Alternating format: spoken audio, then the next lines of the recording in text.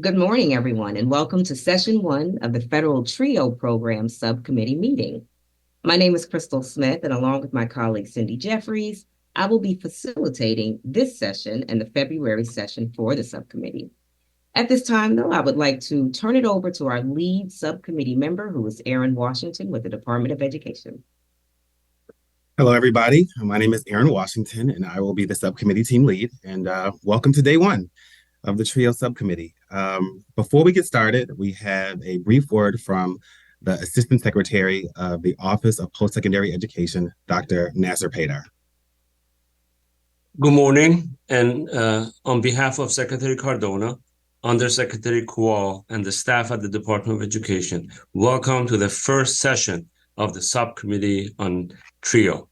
I'd like to thank those of you at the table and the individuals who are observing online who have supported TRIO programs which are really essential for providing opportunities for our most vulnerable students, fortifying pathways from middle school through post-baccalaureate programs. The federal TRIO program supports over 800,000 students from sixth grade through adult education to overcome academic, financial, and social barriers in order to successfully transition from secondary and post-secondary education. We know that socioeconomic status and social capital can determine the types of opportunities a student has for social and economic mobility. Students who are the first in their family to attend college or who come from low-income backgrounds face barriers in navigating the complex financial aid and college admissions processes. Approximately 70% of students, adults with at least one parent who has a bachelor's degree or higher, have completed a bachelor's degree, compared to only 26% of adults who don't have a college-educated parent. And among first-time, full-time students in 2012 cohorts, only 22% of Pell Grant recipients had earned bachelor's degree after 8 years, compared to 47% of non-Pell Grant recipients. Through TRIO, the department funds over 3,000 grantees to provide services to thousands of students who are first in their family to go to college, who come from low-income backgrounds, who have a disability, or who are learning English. Programs like Talent Search provide students in the middle school and high school with information about college admissions requirements and financial aid options. Upward Bound provides academic instruction to prepare students for higher education, in addition to mentoring and guidance as they prepare for the admissions and financial aid process. As a result, 84% of Upward Bound participants enroll in post-secondary education soon after high school graduations. These programs were created with the intention of serving students from disadvantaged backgrounds who are underrepresented in higher education, and our intention is to expand participation in the middle school and high school to reach even more students to align with the goals of the Higher Education Act. The proposal that the department has put forward would expand TRIO services to the most underserved students in K-12 to achieve the basic level of education guaranteed to be equally available to all students and open the opportunity to a higher education. We look forward to hearing from you on this proposal. Before I wrap up, I want to thank the department staff who have worked hard to make these sessions possible and will continue to work on these issues over the next several months.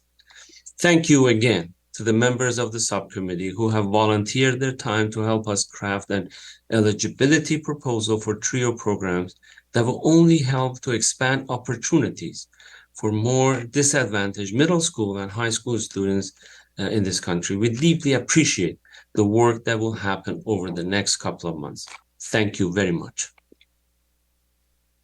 Thank you very much, Dr. Paydar, for taking the time out of your schedule to be with us here today and for giving us some more information on the very important TRIO programs. Thank you very much. At this time, I would like to introduce the subcommittee members. We have 6 members of the subcommittee, and we'll begin with the current, representing the current or former participants in the federal TRIO program. We have Wade Williams. Wade, and Wade is here. If you can just state your name. or just state that you're here as the roll call? Here. All right, thank you, Wade. Good morning. Representing institutions of higher education, we have D'Angelo Sands. Good morning. Good morning, D'Angelo. For the public or private agencies or organizations, including community-based organizations with experience in serving disadvantaged youth, we have Emmeline Lapis. Hi, good morning. Good morning. Representing secondary schools, including local educational agencies with secondary schools, we have Jeff Garner. Good morning. Glad to be here. Good morning, Jeff. We do have a recent addition to the committee representing state officials, including state higher education executive officers, state authorizing agencies, and state regulators of institutions of higher education. Michael Miotti has been appointed. Michael will not be able to join us for the 10 to 12 session. He will be able to join us at beginning 1 p.m. Eastern today. And to round us out, we do have the lead of our subcommittee, who represents the U.S. Department of Education, and that is Aaron Washington. At this time, I will turn it back over to Aaron. Aaron will introduce himself and others along with him representing the department. Aaron. Thank you, Crystal. So you've already met me, but my name is Aaron Washington again for I think it's the fourth time. I've been at the Department of Education for about 11 years now in the same Office of Post-Secondary Education, Policy Planning and Innovation. We call it PPI. I know that everybody uses acronyms at their job. So if I say PPI, Policy Planning and Innovation. I wanted to try and provide a fun fact. I know this is a very small subcommittee, so I thought that would be I don't know, just to get to know each other a little better so the public viewing can know us a little better. We can just say something about ourselves that may not be totally apparent just based on the conversations we'll have. But I actually had the honor of participating in the McNair Scholars Program when I was undergraduate in college. So I do have a unique familiarity with the TRIO programs, and they really helped me out a lot in my journey through post-secondary education. So I'm really excited to be here with you all. I'm really looking forward to robust conversation about the department's proposal, and I will turn it over to Gaby.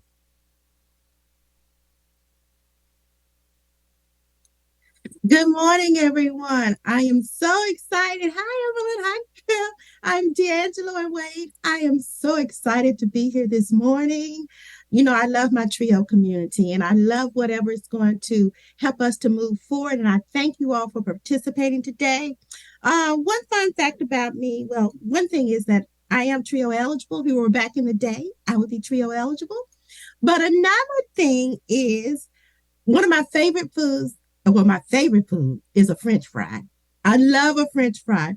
And I hope if you can see my cup, it says exercise.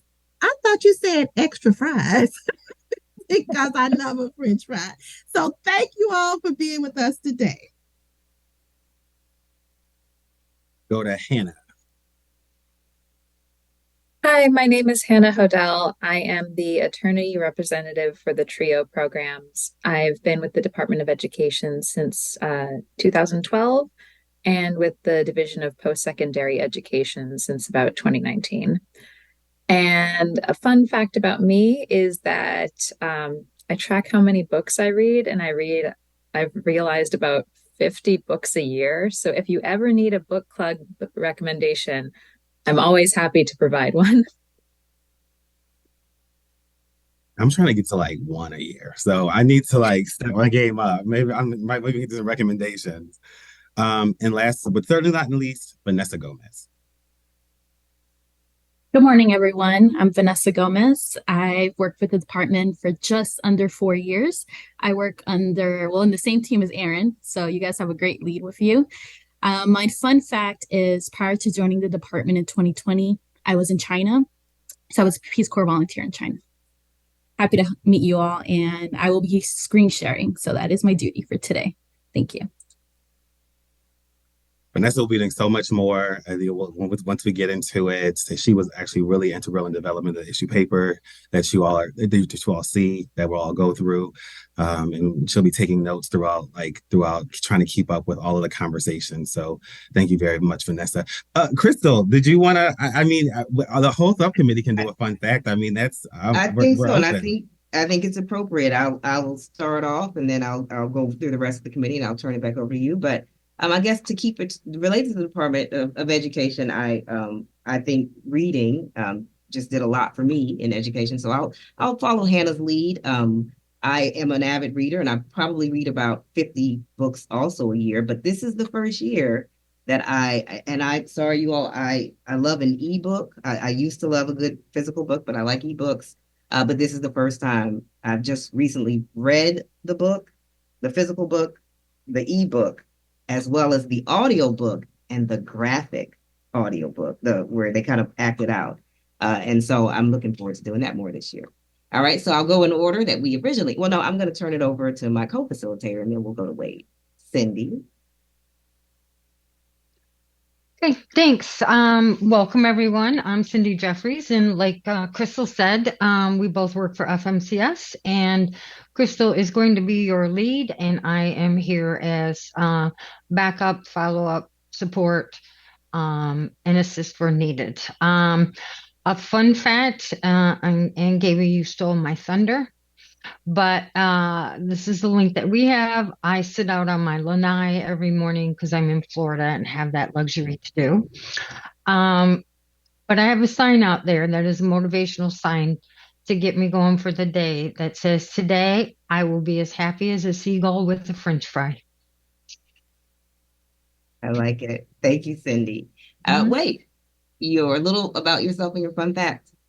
Yeah, so I am here as a representative Trio alum. I'm a proud Student Support Services alumni. I also served 15 years I had 3 upper bound math science and 3 regular upper bound programs as a director, as well as then 3 years as an EOC director after that. So my fun fact is I suffer from an unofficial, undiagnosed condition called musical Tourette's. So anything that I hear that is a song lyric, it is out and about, and you better believe I'm singing it. So I like it. Thank you, Wade. We'll go next to, I believe it's what order did I call? I think we'll go with Emmeline. Hi, everyone. Good morning again. My name is Emily Lapis. I'm here in San Francisco. So yeah, it was quite a bit early morning. I'm a Filipino immigrant. I was born in the Philippines, and then I came here when I was 7, so I'm first generation. Fun fact, actually, so to popcorn off what Gaby said, so I was like, I have to find something to eat this morning because I'm going to be here at my office for a while. So once a month, I try to treat myself to McDonald's. So I got a McDonald's sausage McMuffin sandwich this morning. So yeah, thank you. Nice. Thank you, Emmeline. D'Angelo. Good morning again, everybody. D'Angelo Sands, and I am here in Corpus Christi, Texas. I work with several TRIO programs, being a part of TRIO in the working capacity for about a decade. Wasn't eligible because I was born and raised in the Bahamas, Nassau, Bahamas to be specific. Fun fact, don't hold this against me. I am a Dallas Cowboys fan. America's best team, for the record. Thank you. All right. Thank you, D'Angelo. And finally, Jeff on the committee. Good morning, Jeff Garner from icy cold Portland, Oregon. I've been a TRIO director almost 20 years. My program's fortunate to serve all alternative high schools in the Portland metro area. And over the last 10 years, we've been able to send over 150 students overseas to study abroad, low-income first-gen alternative high school students earning up to 24 credits through Portland State University. Sampling French fries all over the world is what we're going to be known for. Gaby, I love fries. And I love musical Tourette's, Wade. Great to meet you all and hear your fun facts. Well, this is great. Thank you. great suggestion, Erin. This is, I think, a wonderful way to get this very small, but highly, knowledgeable of the TRIO programs subcommittee off. I'll turn it back over to you, Erin. All right. So I wanted to just give you all like kind of start with some like logistics and an overview of the trio, of what of the subcommittee and negotiated rulemaking in general. This is going to be a bit of a speech. So buckle in. If your eyes start glazing over, you can just say, Erin, we've had enough, but I'll just give you like a very high level overview of what we're here to do today. Like I said, I started at the department 11 years ago, so I've been in every capacity of rulemaking you could possibly think of. At one point, I was making copies when we were in person, all the way up to being here with you today, writing regulatory language. So really excited about to get started. But so negotiated rulemaking, and if you're already all familiar with this, I apologize. This is also for the folks that might be watching that just don't really have an idea of what negotiated rulemaking is. It's the process by which the Biden administration currently adds, changes, or amends regulations. It's required by the Higher Education Act, and that is the law that authorizes the TRIO programs.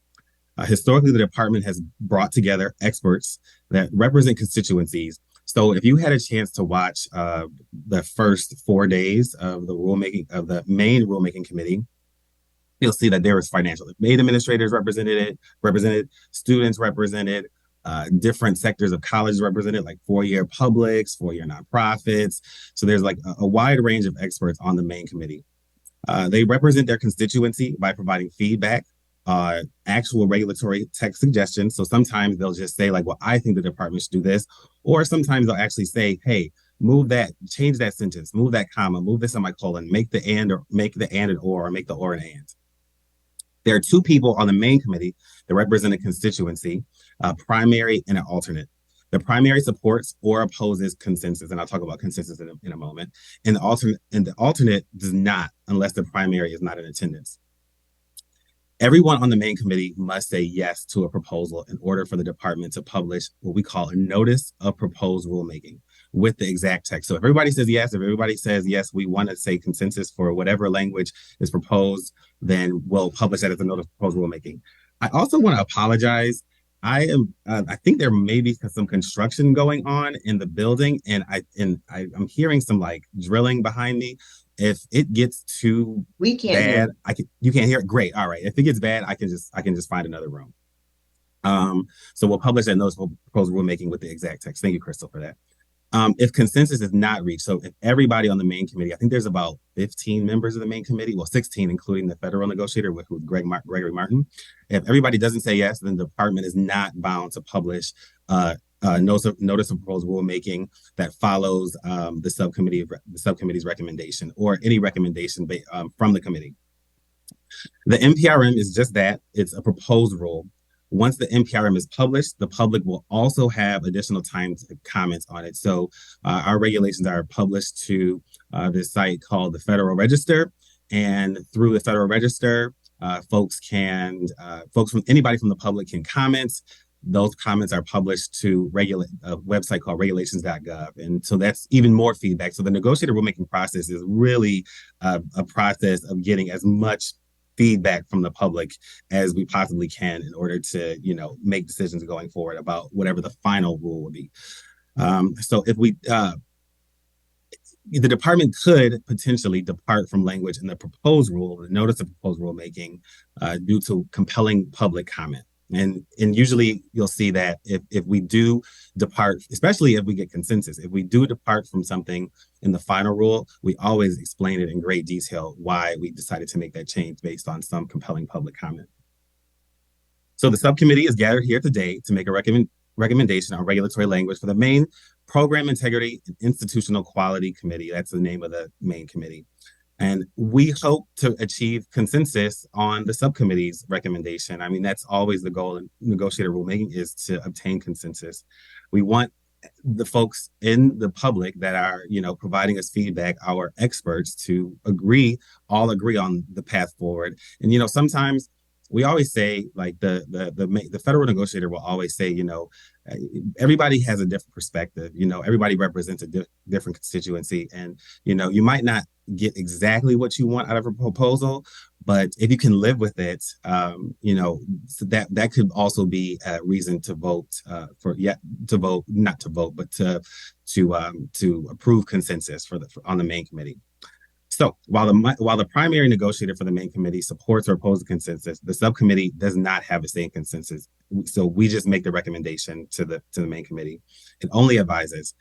D'Angelo is on, and I also wanted to say too, if anybody wants to be called something different, if there's like a prefix like doctor, or just let me know. So D'Angelo's on the main committee as an alternate. So consequently, D'Angelo is not charged with supporting or opposing consensus unless the primary negotiator for his constituency was not in attendance on that day. So during the second and third sessions of rulemaking, a member of the subcommittee, who is to be determined, unless somebody wants to just go ahead and volunteer now, will present the progress of the subcommittee and ultimately the final recommendation of the subcommittee. And so generally in the past, we've had one or two members of the subcommittee present to the main committee. But the entire subcommittee can actually watch. The public is also welcome to watch the main committee meetings by registering on our website. Of course, as a subcommittee, you all can say, we all want to be there. We all want to present. But generally, it's one or two people so that the main committee can just focus on those one or two voices and ask them questions.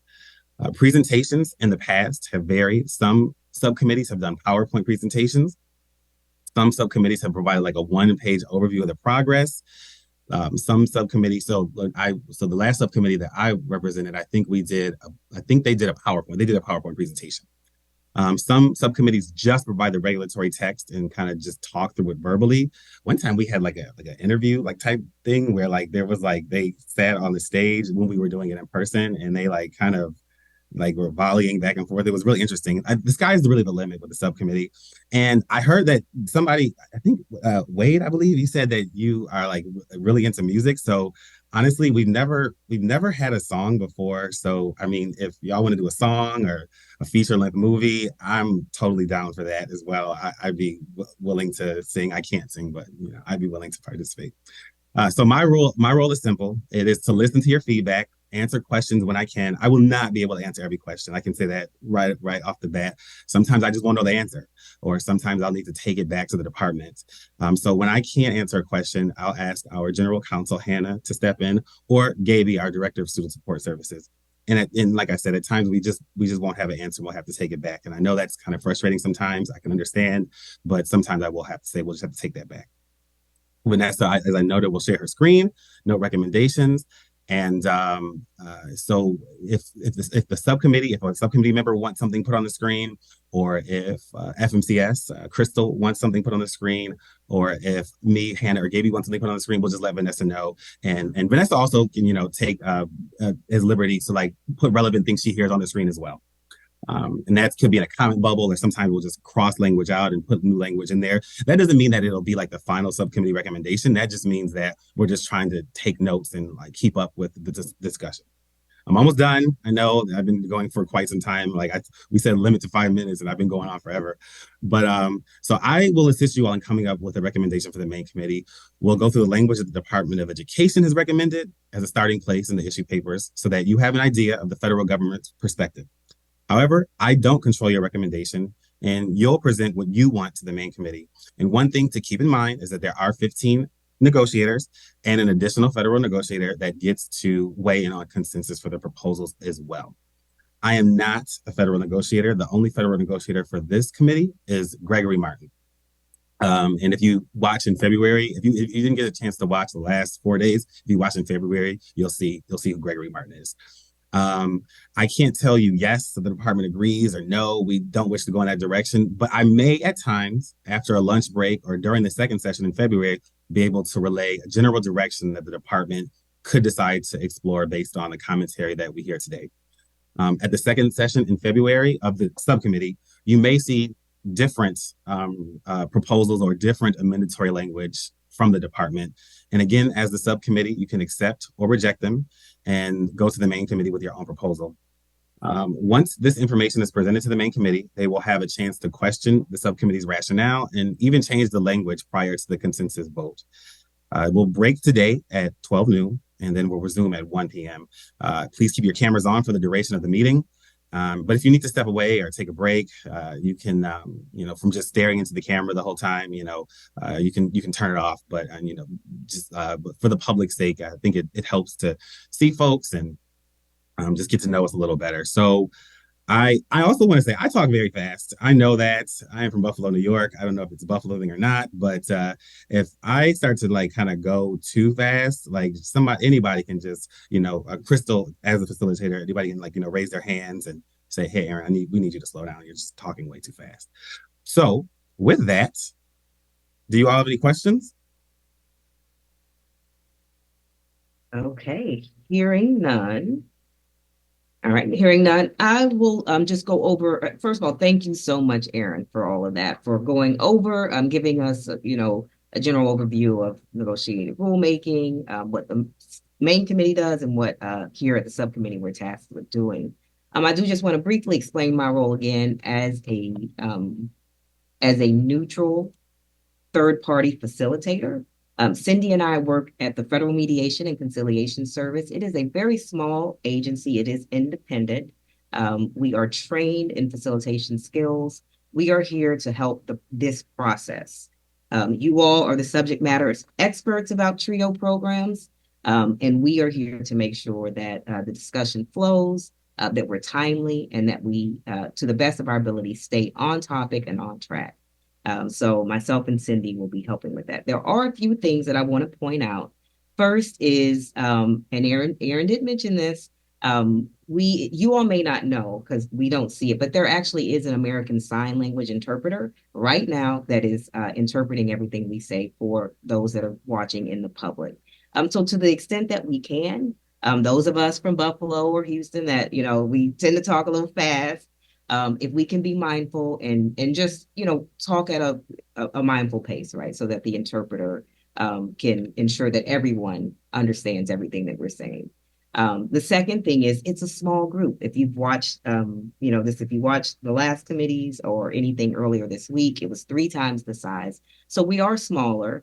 But we'll still want to make sure that we abide by the same Zoom etiquette. So if you have something to say, everyone here has a seat at this subcommittee table, and you're welcome to say, what you like. We just ask you to raise your virtual hands. That does help us know who did it first. It also kind of highlights it on the screen. So you can just raise your hand. It's at the bottom. It says raise hand. It's pretty simple. If you can't find it, just send me a text and we can point that out to you. The other thing is when you are addressing and talking and providing information or asking questions, we ask that you be concise in your statements. Do try to stay on topic. We'll be here to assist with that.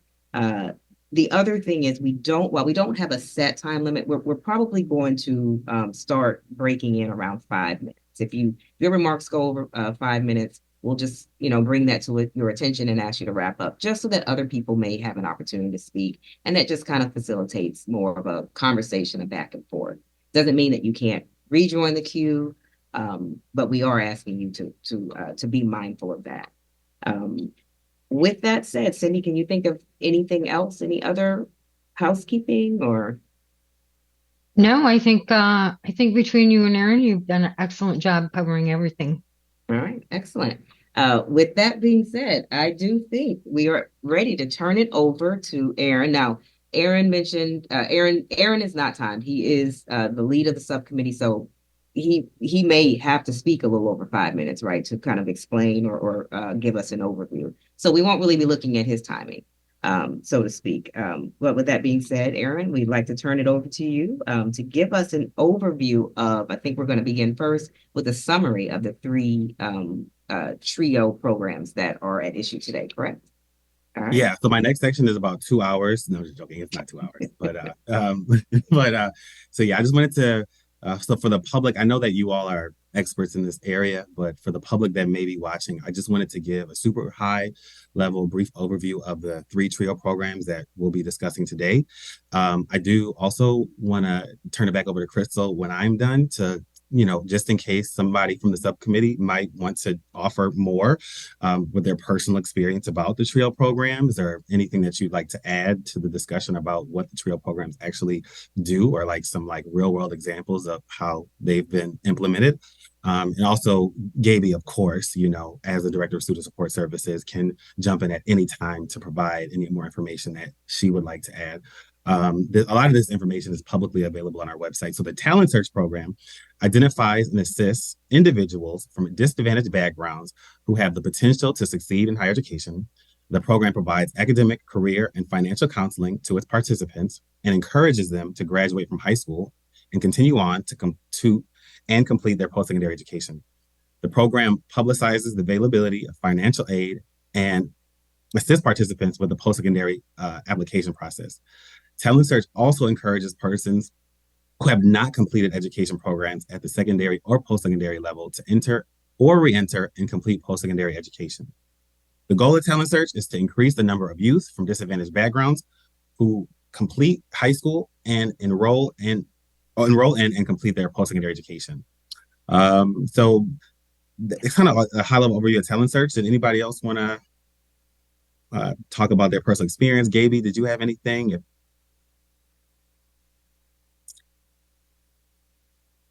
You're still on. No, thank you. No, Aaron, I think you covered it. Just another fact, currently the Talent Search program is serving over 300,000 eligible participants. So we're making an impact. But no, that's all I would have to say about that, Aaron. Thank you, Gaby. All right, next up is Upward Bound. Actually, I don't know if I said this. I actually participated in Upward Bound as well. And I was in high school in Buffalo. But Upward Bound provides fundamental support to participants in their preparation for college entrance. The program provides opportunities for participants to succeed in their pre-college performance and ultimately in their higher education pursuits. Upward Bound serves high school students from low-income families and high school students from families in which neither parent holds a bachelor's degree. The goal of Upward Bound is to increase the rate at which participants complete secondary education and enroll in and graduate from institutions of post-secondary education. Aaron, the thing I would like to add about Upward Bound is we call that our flagship program. It was the very first program that started out in 1964. Currently, we serve about 74,000 students in our regular Upward Bound program. As time progressed from 1964 up until now, we've had a couple of programs added on as part of an Upward Bound program. We have the Upward Bound Math and Science program that focuses basically on encouraging students to pursue degrees in college in the math area, and so they can get careers in math. And we have about 15,000 participants we're helping with that. And then we also have our Veterans Upward Bound that assist our veterans who have served our country over the years. And we have about 8,000 programs with that. So Upward Bound has been going strong. What's that? If you were in 64 for what, almost 60 years? Almost 60 years. So thank you for that. Thank you, Gaby. Anybody else on the subcommittee want to add anything to Upward Bound and your personal experiences or?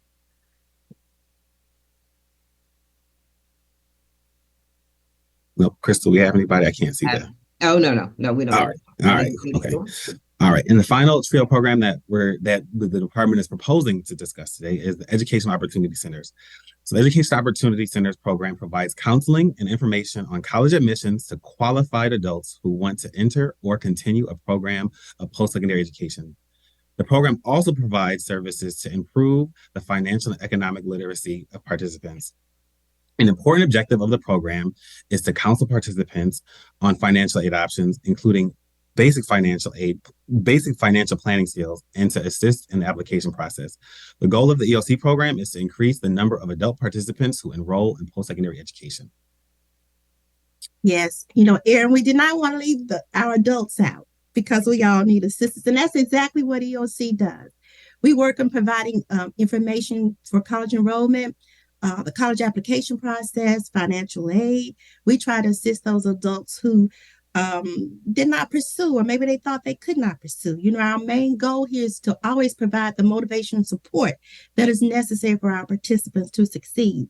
Currently, we are serving over 200,000 participants in the EOC program. So we're making an impact. Thank you.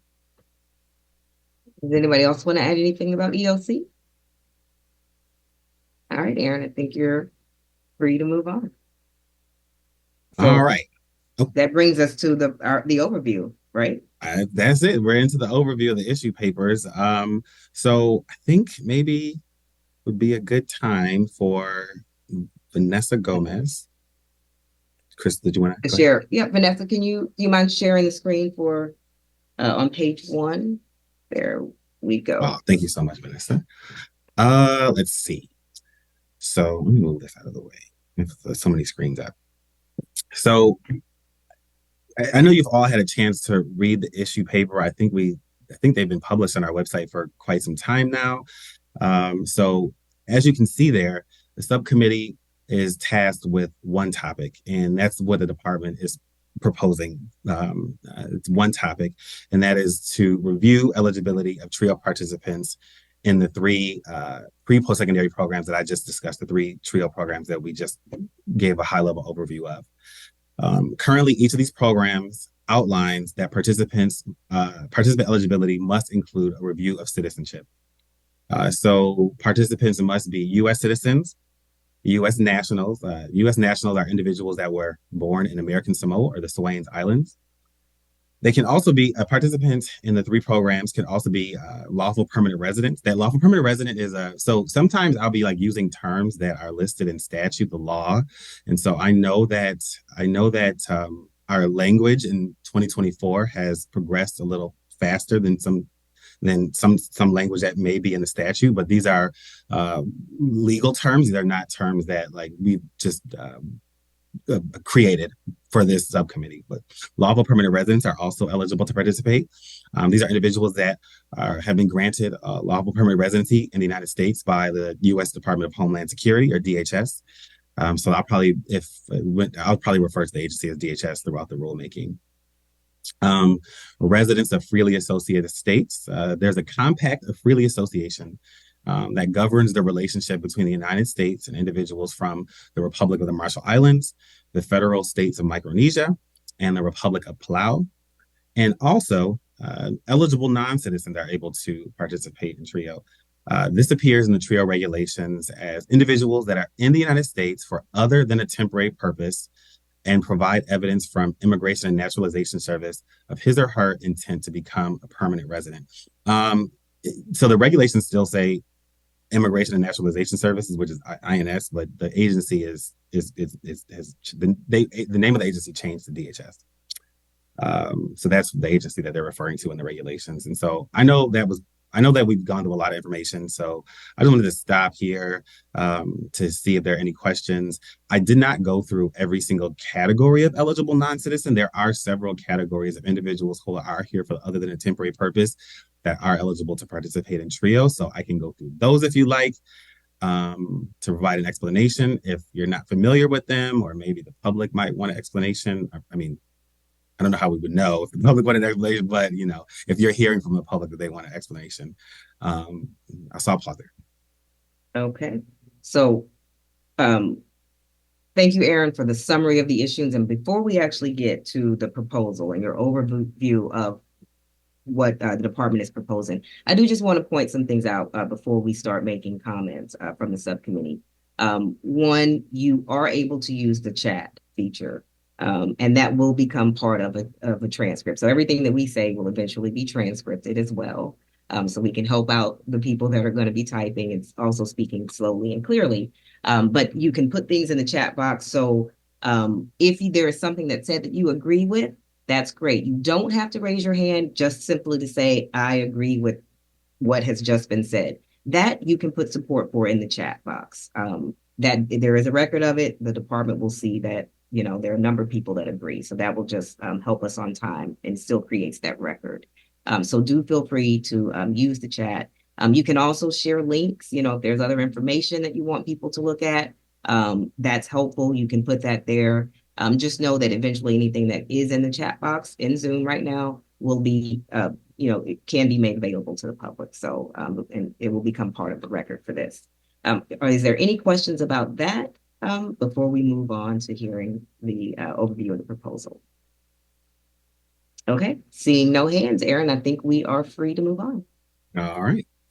So the department proposes to expand participant eligibility for those who do not meet the citizen or non-citizen requirements to better align with the goals of the Higher Education Act, which is which I said earlier was the law or the statute that authorizes the TRIO programs.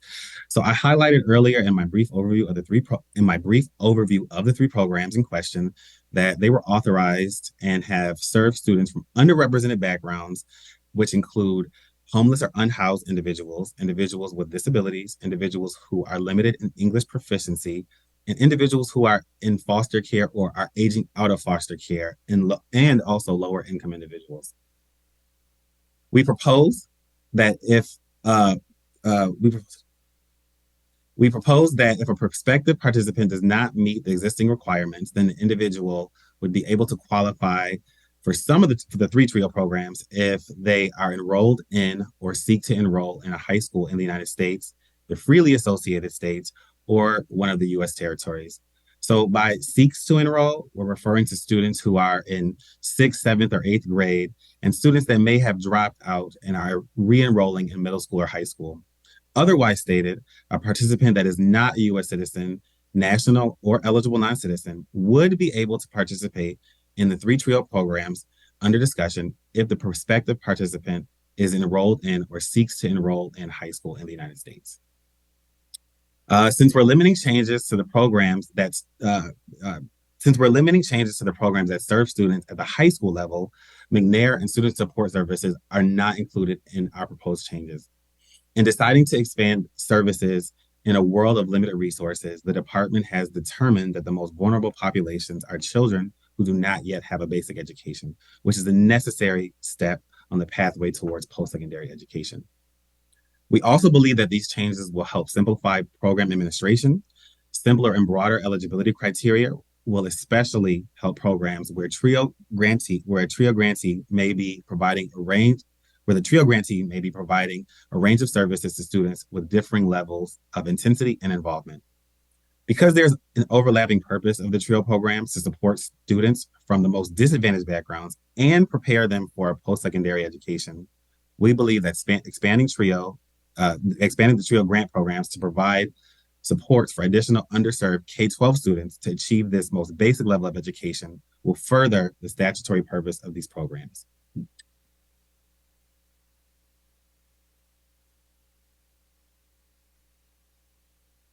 All right. Is there any questions or comments about that portion of the proposal?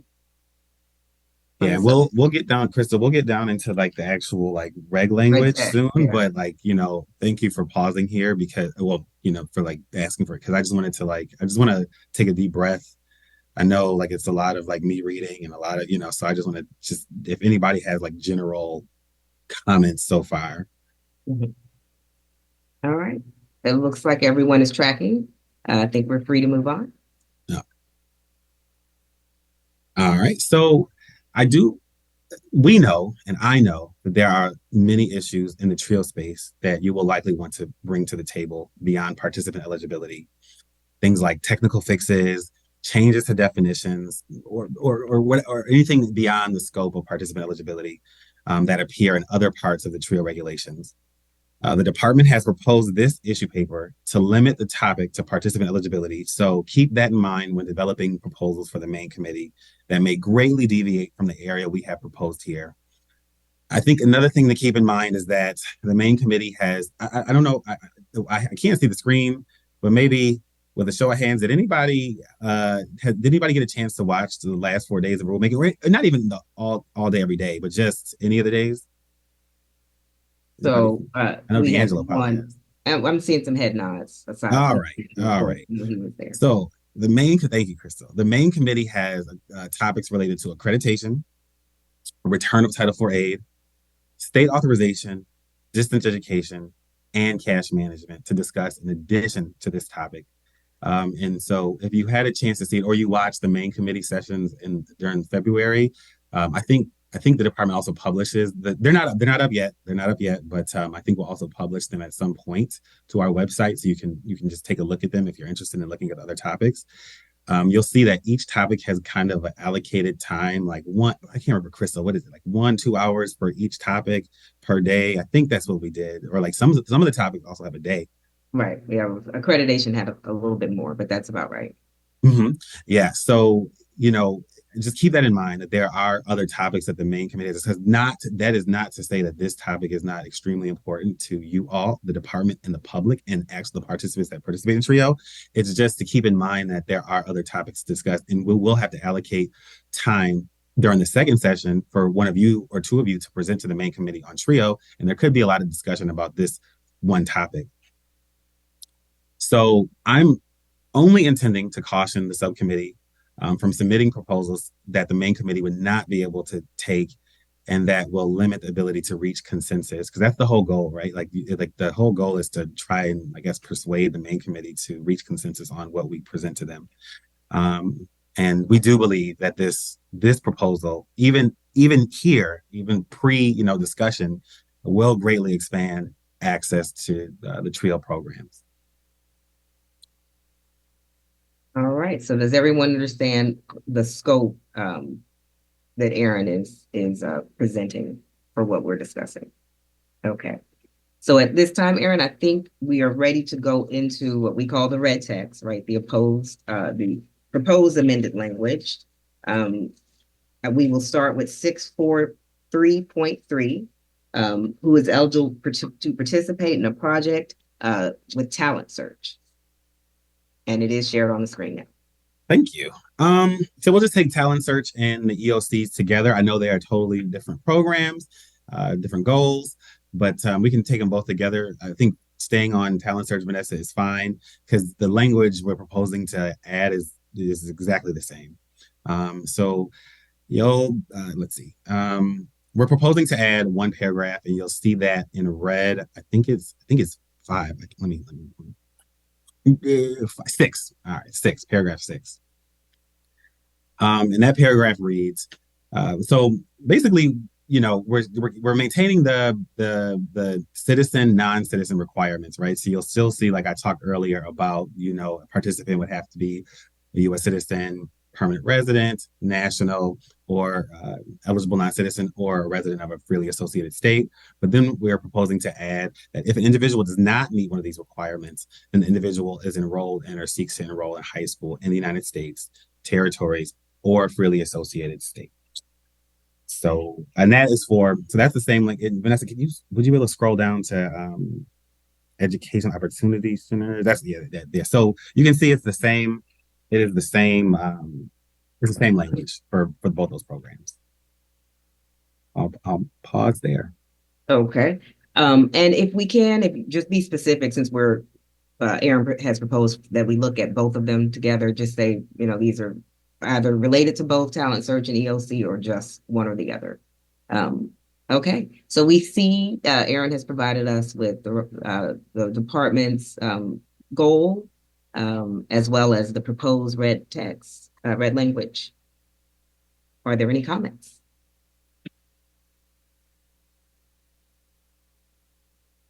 And what we're looking for, I mean, it doesn't. So basically, like how rulemaking is gone is like you can provide general feedback, like from what you've heard in the community. You can just say, I like it. It doesn't have to be like specific regulatory proposals, like language proposals. You can just provide whatever is on your mind. Feedback, as well as anything that the subcommittee wants the main committee to consider when they're looking at this language as well. All right, so we do have Wade. Has the department with this proposal, while I agree that it would expand access to many more students, has the department thought through, because for instance, I'm in Missouri. I'm in a state that has pretty restrictive, if not prohibitive, access for undocumented students. So, and I realize that the language is saying that it allows them to serve programs to serve these students if they if they choose to. It doesn't mean that they have to, but they can. But I'm just thinking through, has the department thought through then what the ramifications would be on changing, because that would also affect prior experience. Like I'm thinking in the state of Missouri, because if we serve those students, they come through our programs, we serve them, they complete, upper bound talent search, then they go to college, then they're having to pay international tuition rates and all these other obstacles. They're limited to resources that they have available at the post-secondary level. A lot of them tend to not go or continue on if they can do a semester or two. And then those students are in, they're in those cohorts that you're being graded upon on your annual performance report. So has the department thought through kind of some domino effects of making this regulatory change for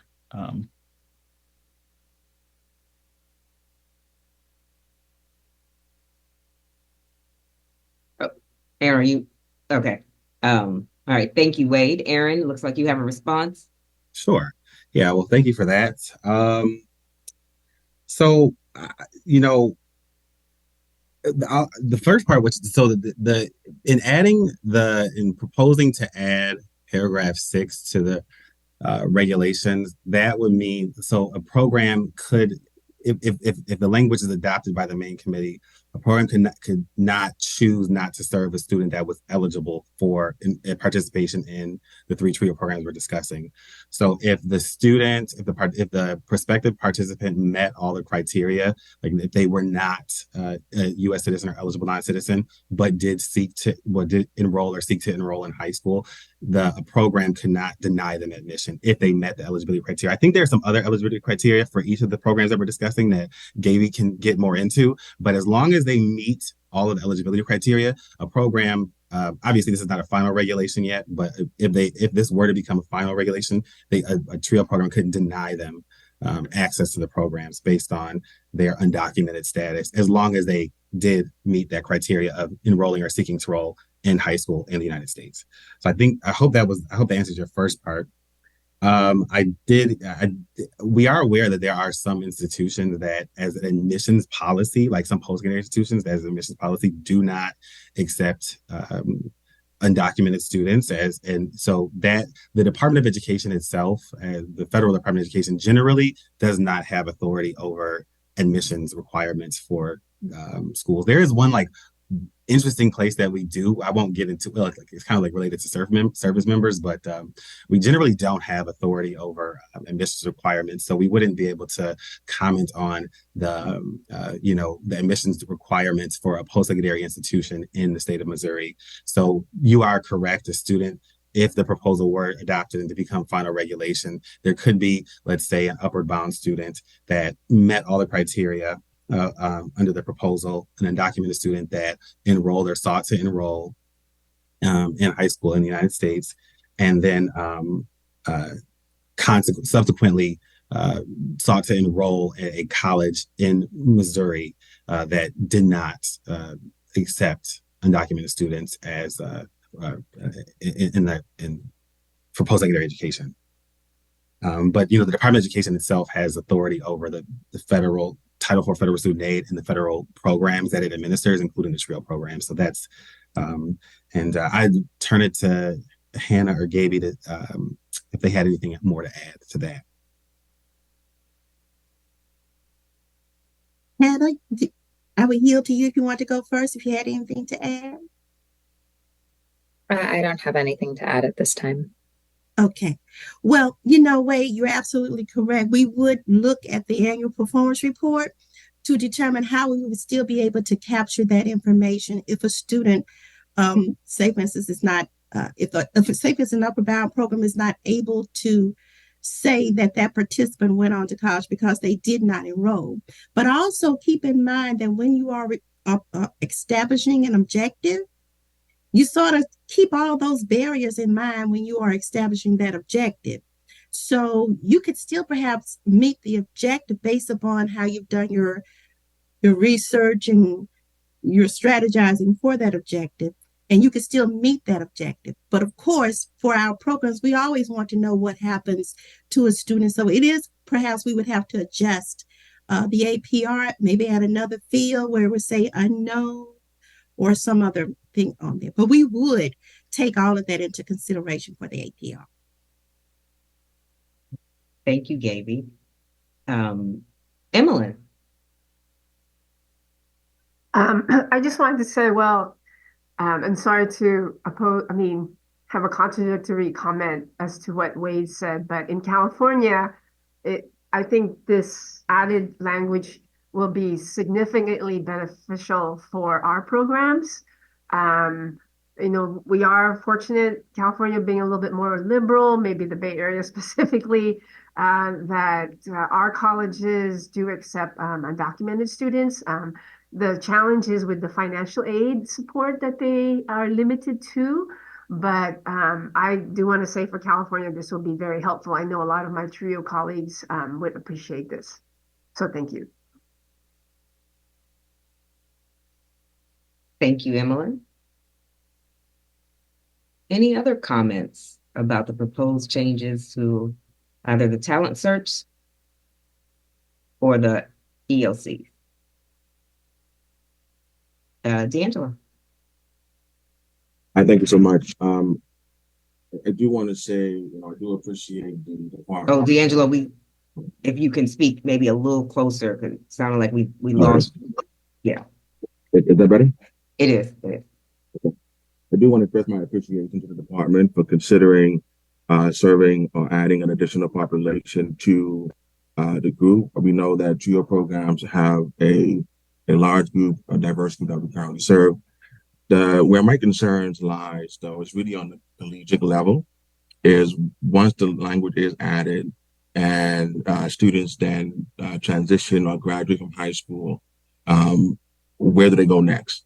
And so my question is, has the department considered language that would allow, or is pursuing anything that would allow this particular population in the near future to have access to higher ed?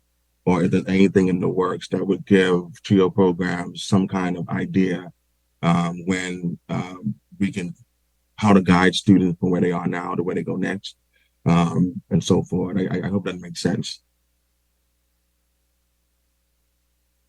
All right, Aaron. Thank you. Just a clarifying question. Are you referring to access to higher ed and trying to for the department to dictate admissions policies of post-secondary institutions? Are you talking about access to higher ed, like the higher ed TRIO program, like student support services and McNair? Yeah, in reference to student support services in McNair. Okay. Yeah. So, am I on mute? I'm not on mute. We can hear you. All right. So, So I have the expansion of the eligibility in the post-secondary programs is based on the fact that it is unlawful to deprive children of a basic education, but a state has chosen to make available to U.S. citizens based on the children's immigration status. We believe that children who are constitutionally guaranteed equal access to basic K-12 education should also be eligible to receive TRIO services to assist in their achievement toward the path of post-secondary education. This proposal also aligns TRIO with the treatment of students without documentation in other federal K-12 spending programs that allow participants such as state education agencies and local education agencies to spend funds on students without regard to immigration status. So because high schools seek to graduate students who are ready for college and career, there is an overlapping purpose for the TRIO programs to support students from the most disadvantaged backgrounds and prepare them for a program post-secondary education. So while the primary focus of the TRIO programs remains post-secondary achievement, all high school students should receive college preparation as a foundation to meeting the primary goal of TRIO. So we are definitely, D'Angelo, thank you for your comments. We're definitely open to hearing your input on the policy of expanding eligibility to 3 programs now. If you're making a proposal to extend programming to populations, we're definitely interested in hearing that. We want to hear if there's already federal funding, education spending on any populations that you propose to reach. I think, yeah, a lot of times you'll hear at rulemaking, which we encourage for absolutely, folks making proposals or, providing their opinion, their relevant opinions from from their background and their expertise in the field. And that's why we do this. I think, when making proposals, we also would need some sort of something to base that on. Like so in the end, it likely could not just be, I want it to be this way. We would want, like, okay, is there already federal education spending on these populations? Can you provide a statute or something that you're aware of that would provide the basis of expanding eligibility to the to student support services, and McNair. So we've done subcommittees a lot, so I can just provide like a quick example. Vanessa will remember this. So during the prison education program subcommittee, the department proposed to approve prison education programs, and so we had to base that, but that wasn't necessarily in statute, but we did have to base it on something, some sort of something in the history of the Title IV programs. And so we based it on, the department does approve a lot of programs like direct assessment programs or short-term programs. And so that's what we based our rationale on. So we would just need, and that's all that is in regulation already. So D'Angelo, when you go back and think more, about that expansion, if you could provide like maybe some like rationale based in statute or like anything that you can find in the history of other federal programs that would,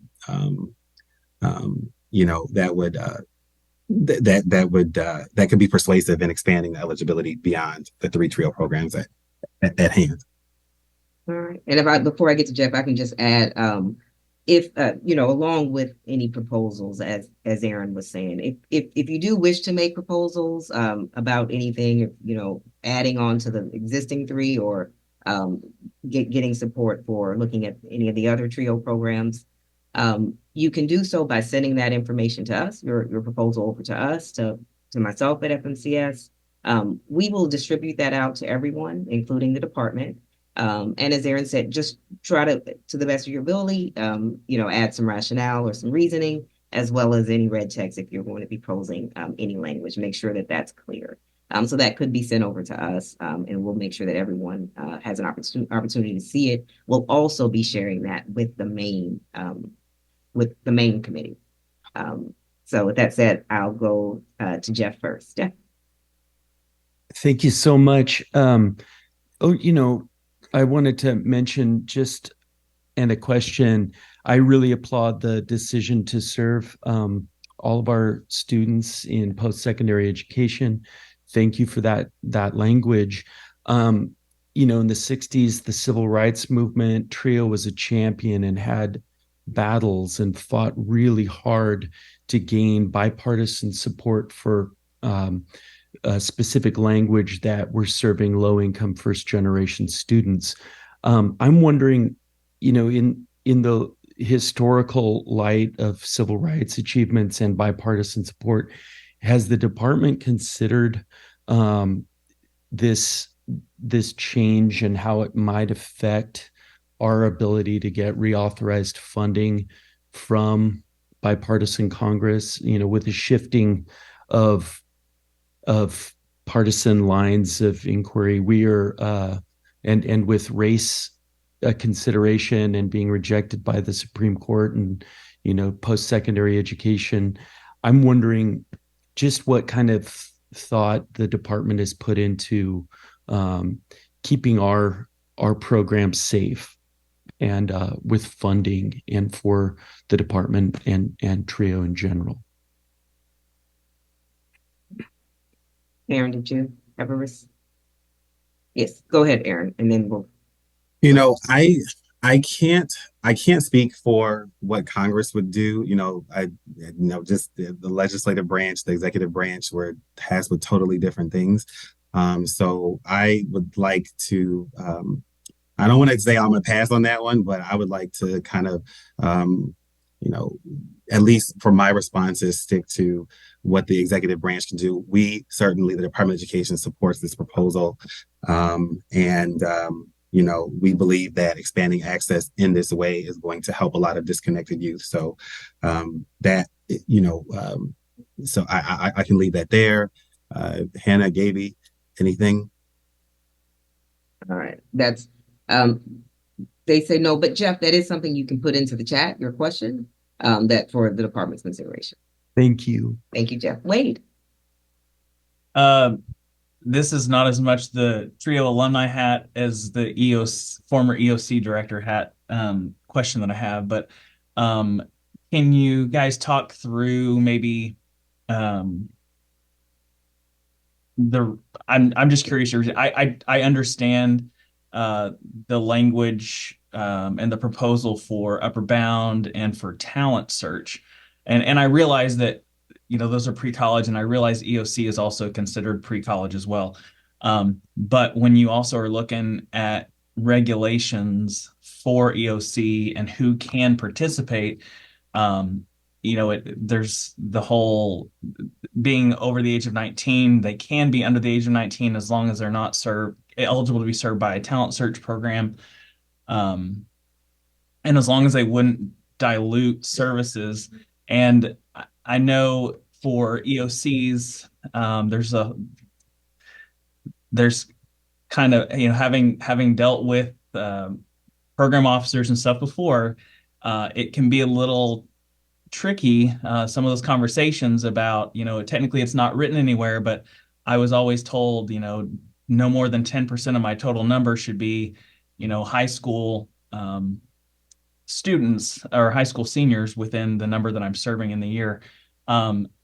Is there a specific, I guess that has that been thought through as well as how would this dilute, or is this going to dilute services for EOC programs as they're trying to serve adult students? I'd like to turn that to Gaby, and if we don't have an answer right now, we can come back to you maybe after lunch. No, I can go ahead and answer now. Wade, I'm not sure where the 10% came from regarding that's the only percentage you can have of talent search eligible type of individuals in your EOC. But keep in mind, the main purpose of EOC is for that adult population, 19 years of age or older. Projects are allowed to serve talent search eligible type of participants if there's basically no talent search in the area and they desperately need service. A project is not really going out to recruit those students, nor to really serve a target school. It's just, if they hear about it, they come, you can do that. So adding this eligibility, expanding on this eligibility really won't be a deficit for EOC. We see it as really an enhancement because there are adults that 19 years of age or older who still need that guidance in terms of college enrollment, financial aid, and all of that. So we don't foresee it as really diluting the services for EOC. The EOC program is still the EOC program. You can still serve those talent search eligible, but they should not be the main focus of your EOC.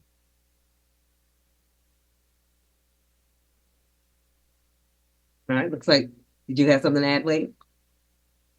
Well, I was wondering if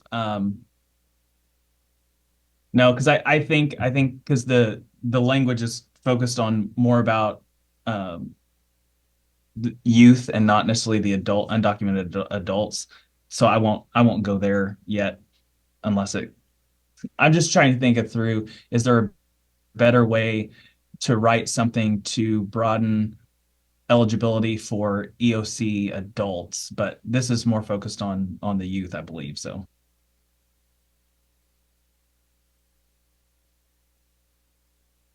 Okay. Yeah, and I can just add a little bit if that's okay, Crystal. Sure. I kind of mentioned earlier that we do have limited resources for the TRIO programs. And, you know, I think while we are expanding the universe of eligible participants, we wanted to moderate the expansion due to the limited resources. So, in determining how to expand, we are focusing on the most vulnerable populations, we believe, and determine that the most vulnerable populations is children who do not yet have the basic education that comes from high school completion, which we think is necessary, a necessary step towards post-secondary education.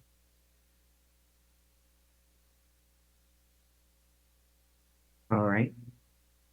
Any other thoughts on the proposed text in talent search and ELC?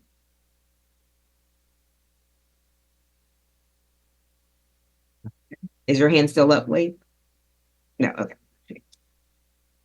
All right. Is there anything else from either Hannah or Gaby before we go on to the last proposal, the last regulatory text? Not for me. Okay. Okay. Aaron, I think we can go on to our final one, which I believe is the Upper Bound project.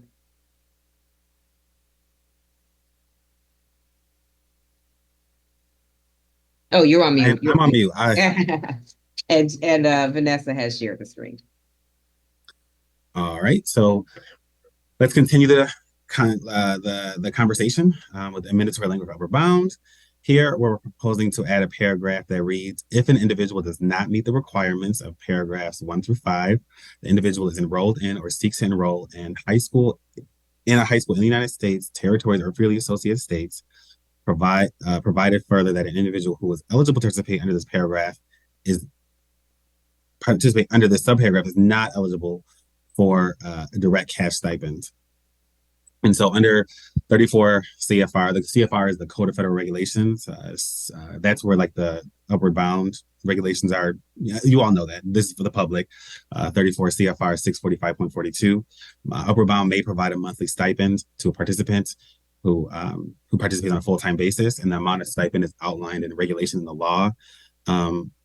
Before I would turn it back over, Krista, I just wanted to ask Gaby, did she want to say anything about the stipends? Did I want to make sure I said that right? They're eligible for the monthly stipend, and it's outlined in the regulation in the law. Anything to add to that? No, according to our the regulations, during the academic year, they can receive $40 a month, and during the summer, they can receive $60 per month. But I think what we're saying here, if they are selected for the program and they are not part of a U.S. citizen or documented, then they would not be eligible to receive a stipend. Yeah, sorry, I don't even know if I finished like explaining it. Like, thank you, Gaby. Yeah, so I'm basically, sorry. if they don't meet, I have like all these notes, you know what I'm saying, and I'm like, did I get everything in the notes? I don't know, but yeah, so they like Gaby said, thank you for saving me there. If they don't meet all of the non-citizen, if they're not a U.S. citizen, national, lawful permanent resident, like asylee, refugee, Cuban, Haitian entrant, all those eligible non-citizen categories, or a citizen of the freely associated states, then they would have to. They don't have to meet those criteria as long as they're enrolled or seeking to enroll in a high school in the United States. The only caveat for this one is that they can't receive the direct cash stipend. So that's so sorry. Thank you for saving me. And you'll see that was like the one difference. That's why we separated out EOCs and talent search, because EOCs and talent search don't come with a direct cash stipend, and upward bound does. And so they would, if let's say, I guess for example, if we've been talking about the undocumented population, the undocumented participant were to meet all the other eligibility criteria to enroll at upward bound, they would be able to participate, but they would not be able to receive the $40 or $60, I believe Gaby was referring to. Okay. Wait. Sorry, I just No, you're not. I like to ask questions. Yes, this is Can what I we're doing. may I ask the reason why they wouldn't be provided a stipend? Because my thought is if a program is able to spend other funding on other things for them and to provide other services, what is the, I'm just curious as to the reasoning behind that by the department.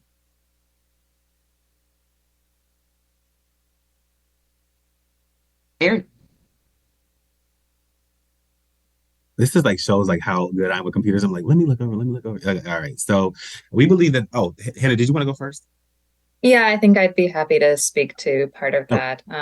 I think that part of our concern here was the Personal Responsibility and Work Opportunity Reconciliation Act, PERORA, which restricts the eligibility of non-qualified aliens, that's the term under that statute, to receive any federal public benefit, which is defined to include benefits for which payments or assistance are provided to an individual. And so that is why these stipend payments, we have currently drafted this to not include payments under Upward Bound to individuals who overlapping would not meet the qualified alien definition. Okay. Looks like Wade's thinking about that too. Thank you. Did Aaron, did you want to add anything to that before I went to Emmeline? no, thank you. Okay. All right. Emmeline. 2 points. One is, I think Hannah, if you could provide us with what the name of the act that you just mentioned, because I mean, I would have, if this does pass through, which on one hand, it's good, again, expanding accessibility, eligibility for us to help more upper bound students. But then I would have to explain to my team why that certain group of students would not be eligible to receive the cash stipend. So that's one, if you could send me that info or just the link. Two, I mean, I understand the rules and what has to be followed given our current political situation. But in reality, it is kind of a divisiveness because if I have like 5 students that meet that criteria and my other 10 students meet the other criteria, and then it's going to be hard to like, well, you guys can't get that money, but you guys can. So, that's the reality. But yeah, I just wanted to make that comment. Okay. And Emily, it looks like she did put it in the name of the act in the chat box. Thank you. Okay. And I'll just say it's Personal Responsibility and Work Opportunity Reconciliation Act of 1996 for anyone else that's interested. Aaron. Thank you, Hannah. I did want to say that thank you for that, Emmeline. We do have people like, taking note, listening. There's a lot of people listening in from the department, taking notes, and we hear your concern. Did you have any proposal for the department, or did you want to take some time to like read through Perora and make suggestions later? At this point, no, because would not have enough of the legal ease to, I guess, argue against this act. I mean, again, I understand in theory and given the current situation with, providing certain benefits to, undocumented families. But like I said, when it comes time to implementing and in reality and practice, it will be it'll be difficult. So that's all. But thank you for that offer. Aaron. And certainly if we're not even to the proposed rule, so, we're in the phase of this yet, but if let's say this exact language were to become a final rule where that would have to be enforced, the department would certainly provide, guidance to TRIO participants on the requirements and up to and including, the messaging for, the rationale as to why the individuals would not be eligible for direct cash stipends. We do this a lot in the Title IV space. Like, there's like a whole volume in the Federal Student Aid Handbook on non-citizen eligibility for federal student aid. So, okay. Thank you, Aaron, for that. And Emmeline. Well, I guess just a thought that came to mind is that I would probably then have to work closely with my fiscal agent to seek outside funding. So we could find another pot of money or other external funding so that we would be able to offer that stipend to this other group of students. And so that's just something I'm thinking, okay, if this does pass, I would have to, that's something that I would just have to, try to do with my fiscal director. Thank you, Emily. Okay. Any other comments? D'Angelo?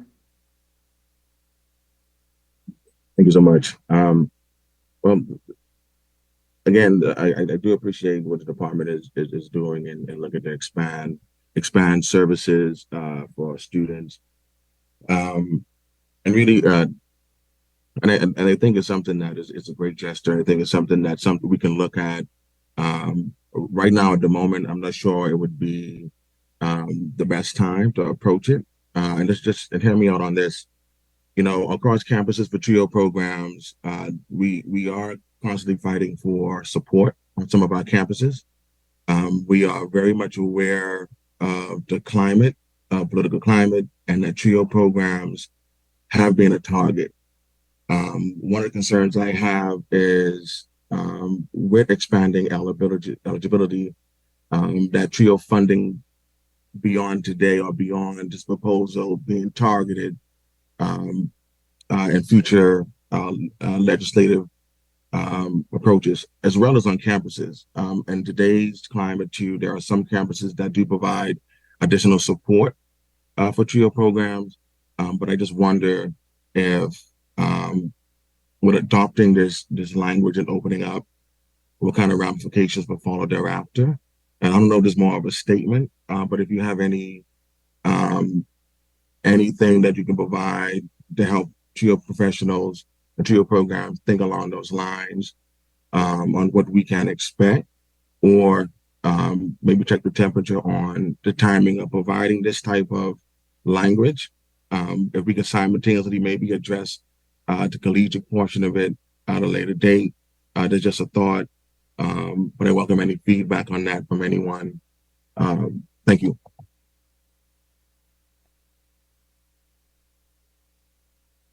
Aaron?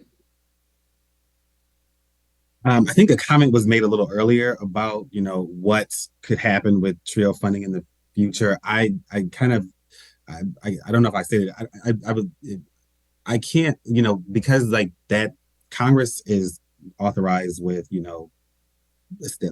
drafting a budget, and establishing a budget for federal expenditures. I can't, from the executive branch. I mean, the president, of course, has a budget proposal, but I cannot speak to what Congress might do from here, from my position, from the executive branch. All I can say is that the Department of Education is extremely supportive of this proposal. I've said it several times. We think that it will help expand access. And I think you agree, D'Angelo. I hear what you're saying. Is it the right time to do it? And maybe addressing all TRIO programs at the same time in the future. If that is a I'll ask you, is that a proposal that you would like to discuss more? Like not doing this at all, not expanding access? Well, I would like to discuss maybe adding other suggestive text to what currently exists for all programs, something that can be applied across the board that benefit TRIO students. Maybe remove any obstacles for TRIO professionals. For example, if you're looking at like stipend increase, adding Pell Grant language, those type of things we can put together and submit to the committee, and we can discuss those. And then we can still further discuss the language that currently exists, but really talk through it, right? Because there's so much work that we're currently doing as TRIO professional TRIO programs, and we do have a large number of students identified in the population that we serve.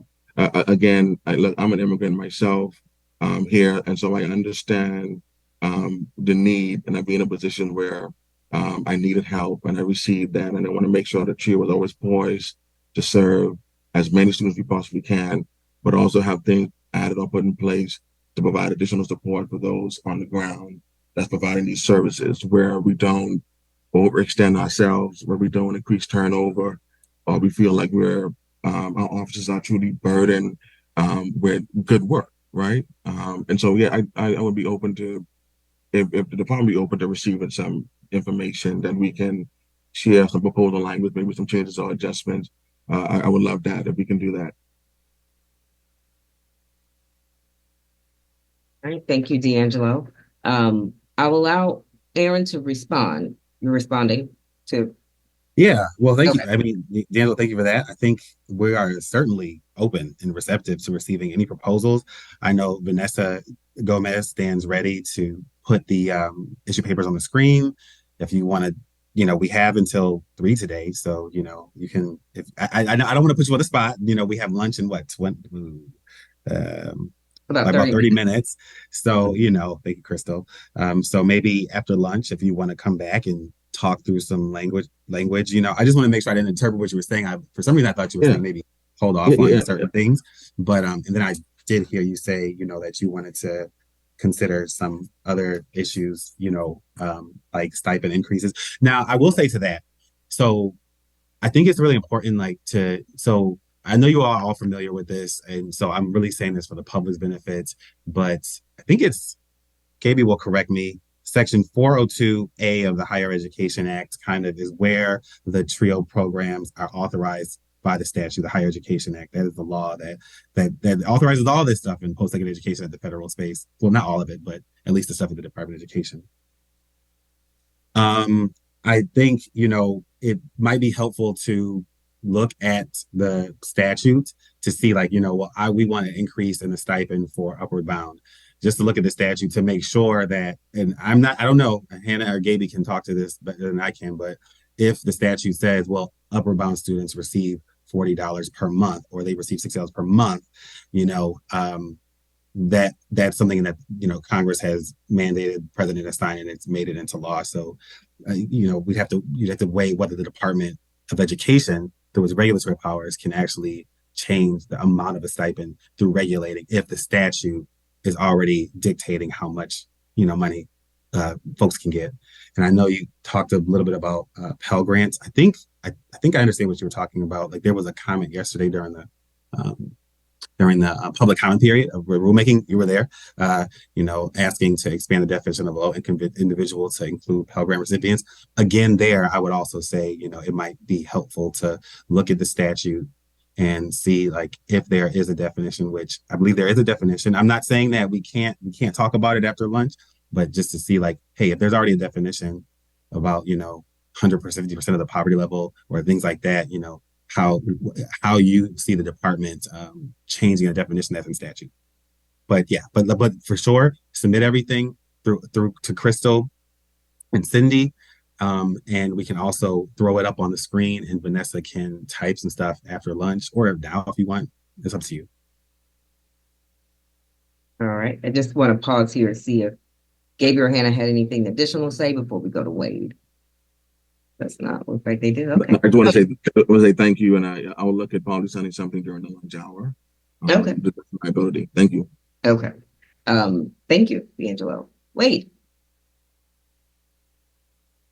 Sorry, I didn't realize if I hadn't clicked the button, but I just wanted to say, like, I wholeheartedly agree with everything that D'Angelo had said, and I think, I when I got the email saying that I was going to get to be a part of this, and I got the first session papers, and I saw that, I mean, I'm excited about the language. I'm excited that the department is looking at ways to expand participation, but I'm wondering, while this is a good start, are there other ways that are there things that we could do that would make it to where it could expand for all TRIO programs, or, what other options do we have out there? I mean, I don't know. I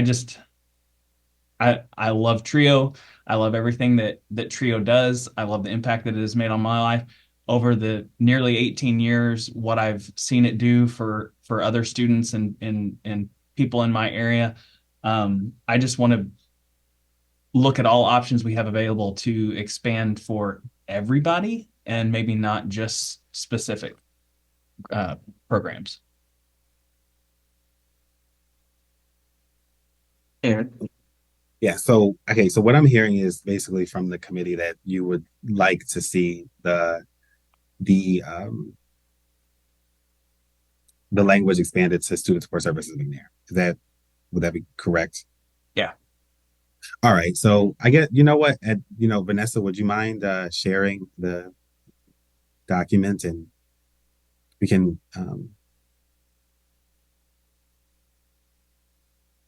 thank you, Vanessa. I think what we can do is just like Vanessa, maybe at the top, like scroll up a bit. Let's go, keep going up, keep going up. And let's see. Let's just throw it a comment bubble. Um, you know what? Put in a comment bubble. Um, just to say like expand to student support service, expand, think about ways to expand to student support services and McNair. And then did I get that right? Or were you saying like maybe I misinterpreted. Maybe you're saying that you want Well, to I mean, expand if it we're going to outside of consider, just citizenship. yeah, but I'm just thinking, are there other way, if the taking the citizenship piece out, if we're just looking at ways, what are things we can do to expand participation that could blanket out across more programs? What, is this the only thing that we can do, or is this the best option at the time? Like what else, what other things have been maybe proposed? I'm just trying to kind of wrap my head or get a better idea.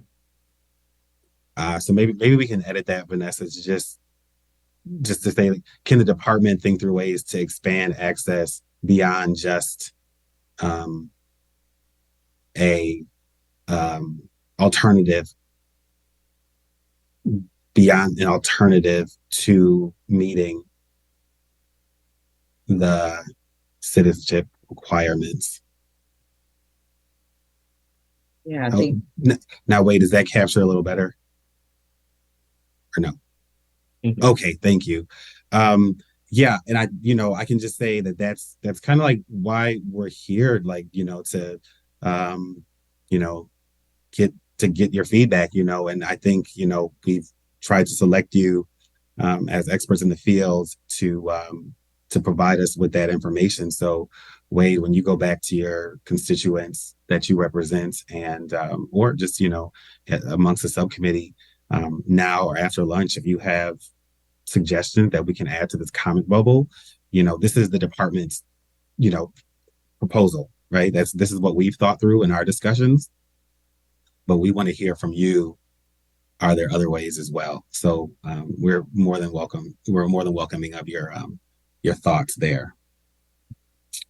Great. Yep. I think sounds like D'Angelo's working on some over lunch. And we, right.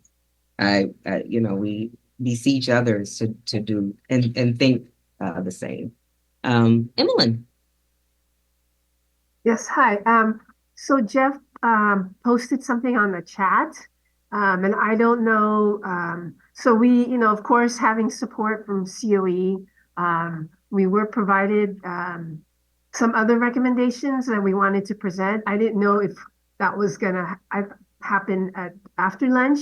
And I know I sent something, Crystal, I sent something to you. But one of the items that COE proposed was language that would be applicable for all the TRIO programs in terms of providing access to more services. Whereas one, like for example, it was example of Upper Bound has certain language that it was a allowed cost to say buy T-shirts or fees to certain events, and then that language would be applicable to all the other TRIO programs. So that was one of the proposed the recommendations. But I don't know if we want to discuss that further after lunch, or do you also want us to send you a copy of the paper that helps, beautifully written, that helps indicate the language. So just so you know, Emmeline, the department and everyone on the committee has received the information that you sent over. So if there's anything else you would like to send, do send it to Cindy and I, and we can get that disseminated. If you think if you would like to bring up the recommendations, I mean, we have another 25 minutes before we go to lunch. And as Aaron, I believe, he stated it's something that they can consider. We know they've submitted the proposed language and text, but if there's something else, Aaron has mentioned that it's something that they're willing to listen to, and it can be discussed. I mean, I could send this to you and Cindy over lunch, and then at the afternoon meeting we could screen share. And again, it was these proposed recommendations were presented by our COE president, Ms. Kimberly Jones. So, and I think there are some that are specific to certain TRIO programs, but there's a few that are also that's applicable to all of the TRIO programs. So I don't know if that helps, and I'll definitely send that to you. Thank you. Okay, Aaron. Thank you, Emmeline. Yeah, and I'd be more than happy. I think we'd all be more than happy to. I don't want to speak for everybody, but I'd be more than happy to like hear you go through the paper as you send it, so we can, hear your thoughts and maybe be able to the subcommittee can ask you questions about the proposals and So if you want to wait till after lunch, like Crystal said, you can. We also still have 23 more minutes as well. So it's all up to you. But and then also I just wanted to go back to Wade. Just maybe think through during the lunch break, what other populations that you would want to expand or that you would want to reach to expand access to, and maybe just some ideas about that after the lunch break, so we can just get, I guess, more concrete examples of to take back to talk about. And okay. Did Davey or Hannah, when you all sometimes come back on camera, I'm not sure if that's okay. All right, Jeff. Hi there. I just wanted to point out some of the testimony that President Kimberly Jones gave yesterday from the Council for Opportunity and Education, specific to what D'Angelo was saying about the stipends. It's a really important one. I think just if we can address the updating our $40 stipend a month, and having it be more of an incentive versus a disincentive when a participant's thinking about they can make $40 an hour, $30 an hour interning versus working with our TRIO programs nowadays. That would be an excellent starting point. And I think adopting the whole slate of recommendations from COE that has already been submitted, but specifically we would want the department to look towards that bipartisan, bicameral Education and Success Act of 2023 as the model for guidance in adjusting the student stipends within our TRIO program. I think that one was really pertinent to this thread of our conversation. Thank you. Thank you, Jeff. Okay.